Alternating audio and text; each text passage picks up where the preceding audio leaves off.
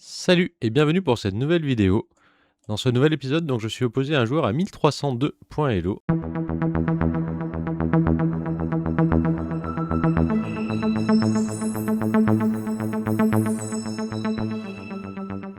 Donc je commence par E4, il répond E5. Je vais jouer cavalier F3 qui est le coup principal.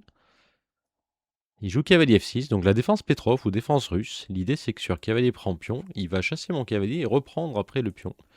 Alors je vais y aller, on va voir comment il se débrouille. Alors il peut aussi faire cavalier prend E4 mais c'est dangereux, c'est très dangereux. Alors là, il a joué cavalier C6, donc ça veut dire qu'il a décidé de ne pas reprendre le pion que je viens de gagner. Ça existe, c'est un gambit. Gambit Stafford, si ma mémoire est bonne. C'est jouable, c'est pas le meilleur évidemment, mais c'est jouable. En tout cas, à ce niveau-là. Donc je vais prendre en C6. Donc il prend du pion D, c'est la bonne réponse. Donc il veut mobiliser ses pièces, donc le fou notamment qui contrôle la case G4, la dame qui est active. Ici, avec les noirs, on aime bien jouer aussi avec fou C5. Et éventuellement, même parfois cavalier G4 et mettre une attaque sur le roi. Alors c'est pas très correct, mais il faut quand même connaître. Donc ici, le bon coup, si ma mémoire est bonne, c'est de jouer le simple D3. On va protéger le pion E4. Donc il joue fou C5, j'ai l'impression qu'il connaît. Alors malgré le fait qu'il ait un elo un peu plus bas que les adversaires précédents, il faut reconnaître que ça peut être dangereux.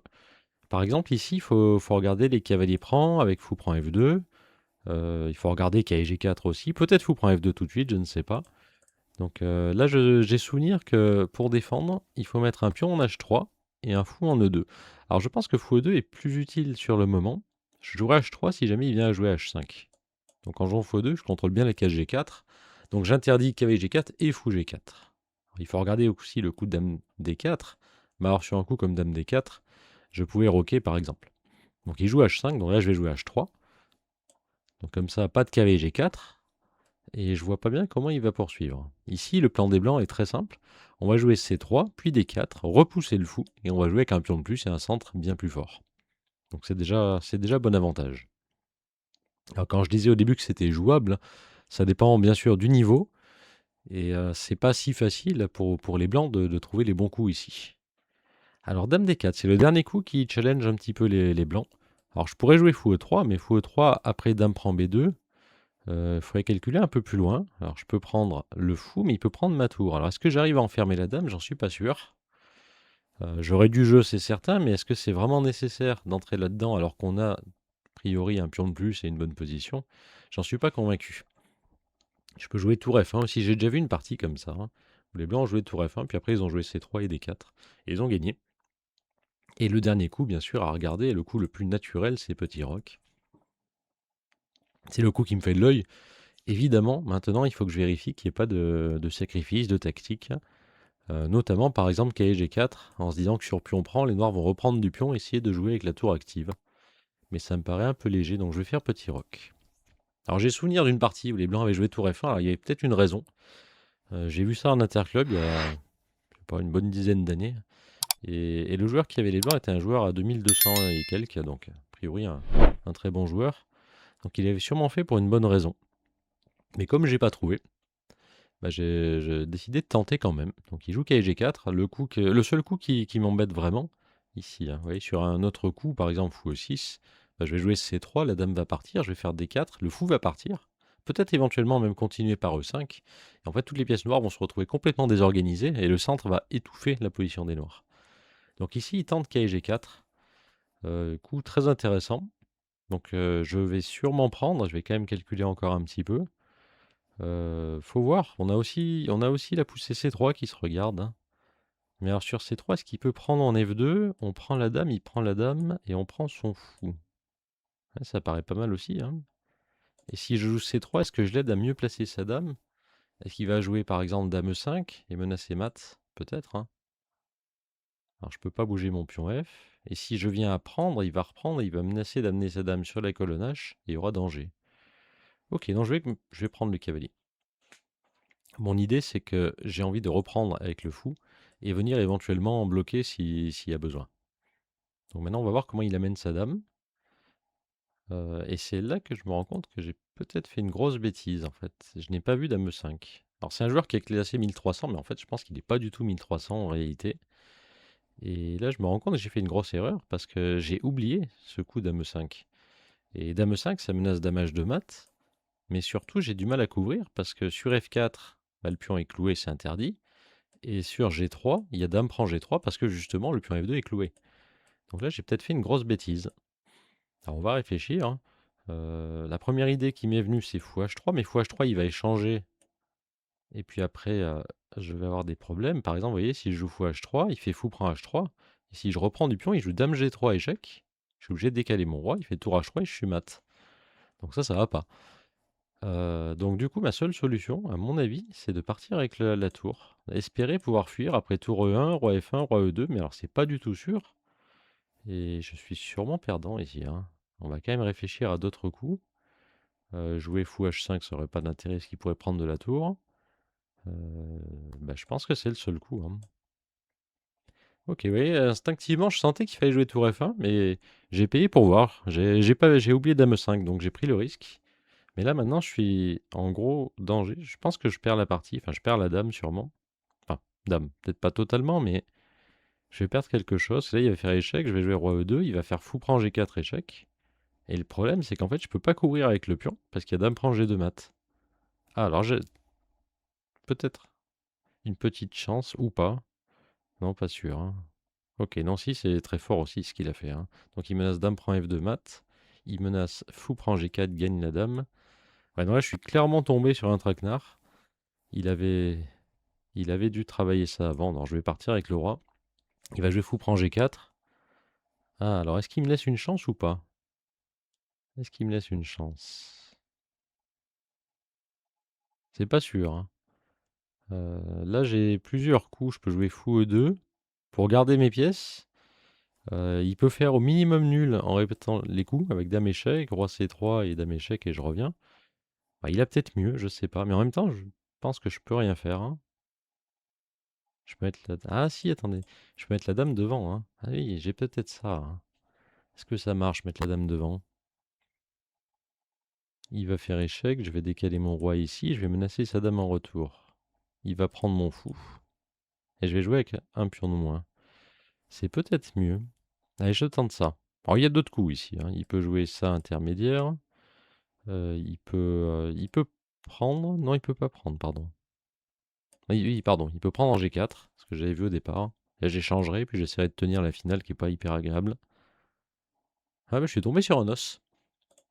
C'est la première fois depuis cette série, Maître contre amateur, que j'ai plutôt le rôle de l'amateur ici. Et pourtant, c'est une ouverture qui est vraiment pas bonne, à mon niveau en tout cas. Et si j'avais joué tour F1, j'étais sûrement complètement gagnant. Donc maintenant, je viens de comprendre pourquoi l'adversaire, enfin, le joueur qui avait fait ce tour F1, avait choisi ça plutôt que Petit Roc. Donc là, on a 4 minutes. Donc l'adversaire en a encore 8. Il commence à réfléchir. C'est marrant, comme si on sortait de sa préparation après Dame 2. Alors j'aurais pu jouer d'autres coups, c'est vrai, hein, mais j'avais pensé à... Mon premier réflexe, c'était fou E2, pour essayer de garder les pièges. J'ai une pièce de plus. Parce qu'il faut bien que j'ai une petite monnaie d'échange quand ça va tourner mal. Mais après Dame E3, Roi C3, Dame D4, je pouvais pas aller en B3 parce que Dame B4 mat. Donc ça veut dire que j'étais obligé, pardon, de revenir en D2, et à partir de là, bah, ça lui laissait peut-être plusieurs options. Alors la première, c'était de répéter les coups, bien sûr, mais il y a peut-être d'autres choses, je ne sais pas. Donc il a choisi Dame F4, ok. Alors je vais pas aller par là parce qu'il va y avoir échec. Encore que, je vais le considérer quand même ce coup. Parce que j'ai cru que c'était trop dangereux, on va vérifier, je suis pas sûr. Et si je joue au roi là, il va prendre la pièce. Et je vais devoir rebouger le roi et promener. Finalement, je vais peut-être le tenter quand même. Alors désolé, je change d'avis. Mais je vais tenter ça. Alors c'est dangereux, évidemment, parce qu'il va faire échec, sûrement. Enfin, c'est pas sûr, il peut aussi prendre le fou, bien sûr. Et s'il fait échec, je vais jouer roi B3, et je vais essayer de jouer C4 et de me planquer, hein. Voilà, c'est ça. Parce que là, l'avantage, c'est que j'ai une pièce de plus. Alors, il y a d'autres coups, hein. Il va jouer ça, peut-être, il peut encore m'embêter. Mais bon, on sait jamais. Je vais tenter. Si je parviens à jouer C4 et qu'il y a C3, il se peut que je survive. On va jouer à fond pour le gain quand même si c'est compliqué. Alors je sais pas, il peut peut-être jouer d'autres choses, peut-être jouer ceci, A5 avec idée A4. Alors je répondrai sûrement A3 ou A4 pour essayer de m'enfuir le plus vite possible. Alors il choisit B5, très intéressant aussi B5. Mais là, il n'en a pas d'échec pour l'instant à part le fou, donc je vais vite m'empresser d'enlever ce fou. Alors j'espère que j'ai pas fait de bêtises. Je manque de temps, donc je peux faire des bêtises. Mais là, il y a un petit espoir maintenant qui s'ouvre. Parce que là, maintenant, je vais essayer de jouer à 3, roi à 2. Et s'il fait échec avec sa dame, quand il aura pris le fou, alors si sur réserve qu'il prenne le fou, il va peut-être tenter à 5 à 4. À ce moment-là, je jouerai C4, roi à 2, B3, et je vais essayer de tenir. Alors, il faut faire attention aussi, quand j'aurai le roi en A2 et la dame, il y a toujours des tours, tour H2 à vérifier quand même. Mais bon, dans un premier temps, on a réussi à éliminer une pièce, ce qui est pas mal. Non, partie vraiment intéressante. Je m'attendais pas du tout à jouer ce type de partie aujourd'hui. Alors, il décide de prendre. Donc, je vais jouer à 3. On va essayer de perdre le moins de temps possible. Sur dame 6, je vais jouer C4 et KC3 rapidement. Puis dès que j'en aurai l'occasion, je jouerai roi A2. Donc là, maintenant, il n'a plus le fou de case blanche. Ça, c'est intéressant parce que du coup, sans fou de case blanche, mon roi est plutôt safe ici. Alors, j'ai pas joué KSC3 après tour B8 parce que sur tour B8, KSC3, j'avais peur de B4. Et il force l'ouverture de la colonne B parce qu'il attaque mon cavalier, il attaque le pion. Donc là, je préfère vite jouer roi A2, ça me permet de libérer le pion B. Il joue B4, c'est normal, je pense. Alors la prise, ça me paraît un peu optimiste. Là, je vois pas de menace directe. Sur B3, je peux prendre. Sur pion prend, je peux faire cavalier prend peut-être. Il convient quand même de terminer le développement. Alors je pourrais jouer C3 et me faire mater en un coup aussi. Hmm. Non, je vais changer d'avis. Je vais jouer ça. Allez, on va se faire un coup de développement. Alors les échecs, je pourrais les contrer par cavalier C4 si je fais pas de bêtises. Et sur pion prend, bah, je prendrai du pion. J'ai peur de fou D4 quand même. Il peut encore s'en passer. Ouais, pion prend, c'est fort. Alors je vais la jouer différemment peut-être. Peut-être que je vais jouer ça d'abord. Oh non, ça revient au même. Hein. Non, ça revient peut-être au même. Ok, je joue ça. Donc il faut que je puisse contrer fou D4 parce qu'il va attaquer ma tour. Et bon, il commence à être un peu menaçant sur les cases noires. J'ai toujours peur, comme je disais, de l'arrivée de la tour en H2. Ça reste pas simple. Mais bon. Je me dis que le cavalier en C4 va être quand même très fort. Ça, c'est un point très très important. Avec un cavalier en C4, bon, déjà, il peut pas se faire attaquer. Il défend à 3, il contrôle B2. Ça va me permettre de jouer peut-être fou B2. Et bon, ça me permet de gagner du temps aussi sur la dame qui est quand même très très forte au centre. Bah, il réfléchit, alors je sais pas, il a plusieurs coups. Donc il a fou D4, il a toujours tour H2 qui me fait peur depuis le début. Tour H2, je vais avoir du mal à répondre. Hein. Peut-être devoir jouer dame D1. Mais dame D1, dame C3, c'est dangereux. Ah non, pardon. Attendez, tac, tac, j'avais pas autre chose. Non, non. Ok, on dirait qu'il est déconnecté. Alors ça serait dommage. J'aimerais bien la terminer cette partie. Je veux bien la perdre. Ça me dérange pas. Mais non, je veux la terminer. Elle est hyper intéressante. Ouais, maintenant, c'est tour H2 qui me fait peur. Hein. L'adversaire est marqué comme déconnecté. Il reste 10 secondes avant que la partie s'arrête. J'espère vraiment qu'il va pouvoir se reconnecter et revenir. Mais c'est pas sûr. Non, bah c'est dommage, ouais, c'est vraiment dommage. Parce que là, il y avait quand même quelque chose à faire. Bah, je vous propose qu'on la regarde quand même, cette position. Parce que là, il y a vraiment quelque chose. Alors, je mets l'ordinateur. L'ordinateur me donne petit avantage. Alors, c'est pas grand-chose, il met plus 1. On va regarder. Alors, qu'est-ce qu'il joue là-dessus? Bah, pour moi, le coup dangereux, c'est l'arrivée de la tour. Hein. Je pense que c'est ça. Alors, l'évaluation bouge pas trop, ça doit être ça. Et là, j'hésite. Alors, j'avais pensé à ça, mais le problème, c'est qu'il peut prendre la dame, et après, il peut prendre soit le pion, soit la tour. Mais je pense qu'il prend le pion, je vais juste me faire mater comme ça, voilà. Donc ça, j'aurais pas joué. Mais par contre, ouais, sur l'arrivée de la tour, j'aurais peut-être joué dame D1. Alors, on n'a pas envie de jouer dame D1, c'est évident, mais dame D1, ça a l'avantage au moins de défendre le pion. Et là, le coup qui me faisait peur, c'est celui-ci. Alors, l'ordinateur donne toujours avantage au blanc. Mais alors là, je sais pas trop. Je pense qu'il faut jouer tour B1. Ouais, tour B1 a l'air d'être bon. C'est pas le plus fort, mais ça a l'air d'être ok. Pour essayer justement de sortir les pièces. Hein. Mais non, c'est encore compliqué. Hein. C'est vraiment pas simple. Ok, je me suis fait surprendre dans l'ouverture et ça a été très très chaud. On va reprendre au début rapidement quand même. Donc ce Gambit Stafford, Donc jusque-là, bon, je pense que l'adversaire a soit regardé une vidéo, soit connaissait bien le système, hein. Donc ici, je pense que c'était plus facile de jouer donc tour F1, comme je disais. Bon là, je crains pas l'arrivée du cavalier parce que mon roi est safe. Et sur un coup comme fou aussi, je joue C3, la dame s'en va. Alors, je sais pas, dame D7 sûrement. D4, le fou s'en va.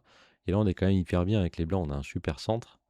Alors, on a le roi au centre, certes, mais on a un centre tel que les noirs vont pas nous embêter avant très longtemps. Puis on pourra toujours faire grand roc. Donc ça, c'était mieux, je pense.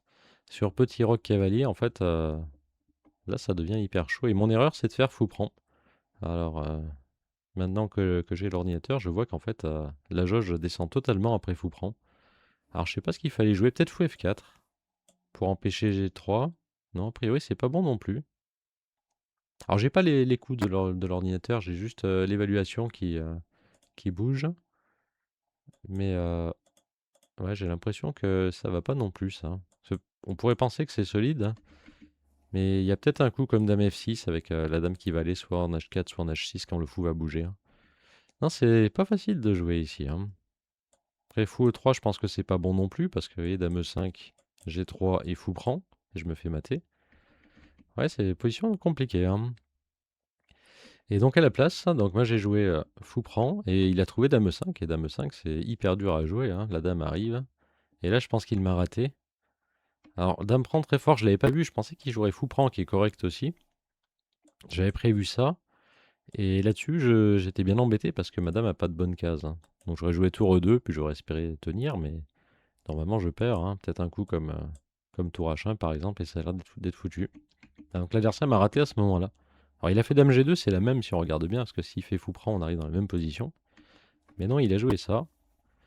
J'ai pu jouer dame E2, échec. Et là, en partant avec le roi, bah, j'ai une petite chance de survie. Donc échec, le roi bouge. Et là, B5 qui est le coup perdant. Donc ici, a priori, ça jouait encore. Fallait peut-être trouver A5. Peut-être jouer la tour aussi, je sais pas. Peut-être ce coup était fort, hein. Ouais, a priori, c'est ça. Parce qu'on attaque la dame, si elle bouge, il y a le fou qui va tomber. Et si on joue ça, je me dis qu'on peut peut-être continuer à embêter la dame comme ça.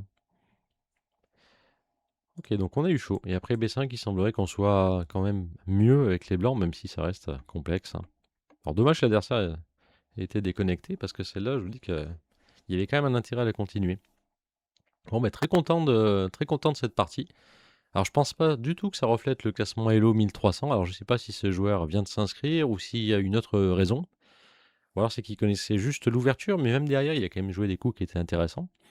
Mais oui, vraiment bluffé, je m'attendais pas à une partie si compliquée. Un peu déçu de ne pas avoir pu terminer, bien sûr, mais bon, il y avait quand même beaucoup de choses intéressantes à voir. Bon, pour conclure, bah, ce gambit très peu connu, bah, vous pouvez y jeter un œil, vous pouvez le tester en partie. Il est intéressant, il permet d'apprendre quelques coups dynamiques. Du point de vue des blancs, bah, c'est aussi intéressant d'apprendre à se défendre. Vous voyez, c'est pas si facile. J'avais instinctivement en tête tour F1, mais petit roc, je ne voyais pas le problème, donc j'ai préféré le tester. Je regrette pas de l'avoir fait, même si, bah, au final, c'était peut-être pas le meilleur choix. J'espère que la vidéo vous a plu. N'hésitez pas à vous abonner. Puis bah, je vous dis rendez-vous la semaine prochaine pour une nouvelle vidéo. À bientôt. Au revoir.